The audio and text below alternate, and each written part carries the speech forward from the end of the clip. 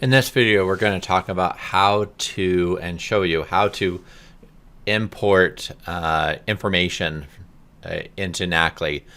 So in this example, I have a list of people that I want to be able to import. I've got a first name, last name, gender, and email that I want to go through and import. And I just use a random data generator here to do this.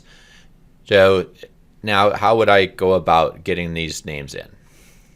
What I'll do is I'm going to, first off, I'm going to go and I've just got an import client. So I've got to match up variables to these top, basically the top header here. And the first thing you'll notice is first name and last name that has a space into it. But in Knackly we can't have spaces. So what we've done is if we see a space, we actually on the import, we automatically get rid of it. So I can do first name, and that works, last name, and gender. So gender though, we want that as a selection because we want to be able to select if it's male, female there. And I'm going to use my gender table. And I'll talk about this one in just a minute. And then I'm going to do email. Now, key here though is if I put email in lowercase and it was initial caps here, it does have to match the capital. It is tense. It is case sensitive. Okay, so let's talk gender. So gender, a table in gender, and I've got this table in gender. Name, male, female, not non-binary. So in here, in order for this to work and import, because male and female has initial caps, I would actually have to do male and female in order for this to work. Okay, now I can make use of it. And I've gone through, I've created my import client, but I've got to have a place where I'm importing it from. So I'm going to go to other, and I'm just going to do it as an object.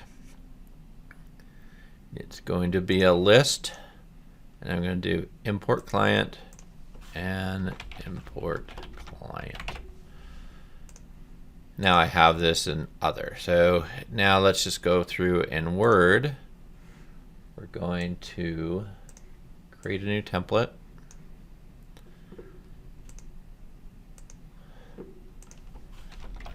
I'm just going to call it import. It does need to, in this case, I need to be on other base. Most people don't necessarily have it. And a new template. Okay. And I've got, I just always like to save right after. That way it sets everything up. And I will make use of a table. So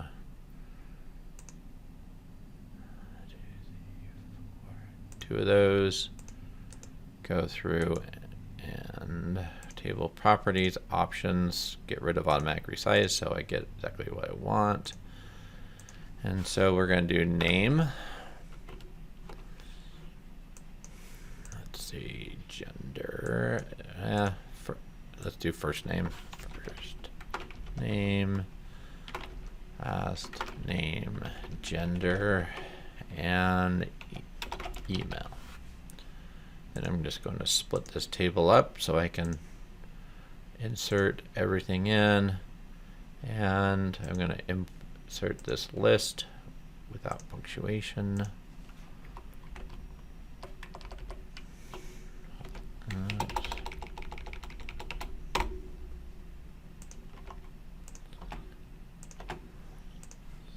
And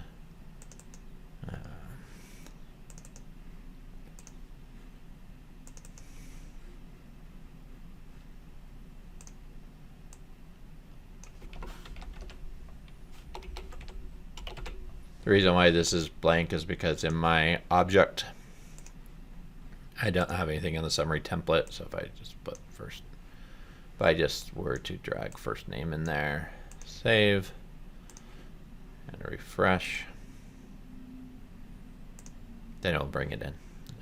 Gender, you'll see I'm just gonna go fancy here and oops, drag things. That wasn't what I wanted. Him, her, and then email. So save.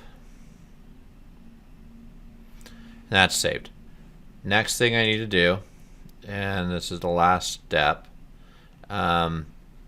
is under other, I'm just going to refresh since I made changes, and I just say allow import and save, and now everything's set up. So I can go other, go to my import, it's going to say import CSV or JSON.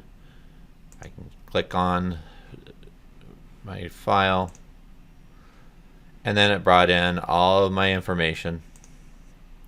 First, you'll see that it got male in there. Heather, I got female. And I click complete. And I've got my import document.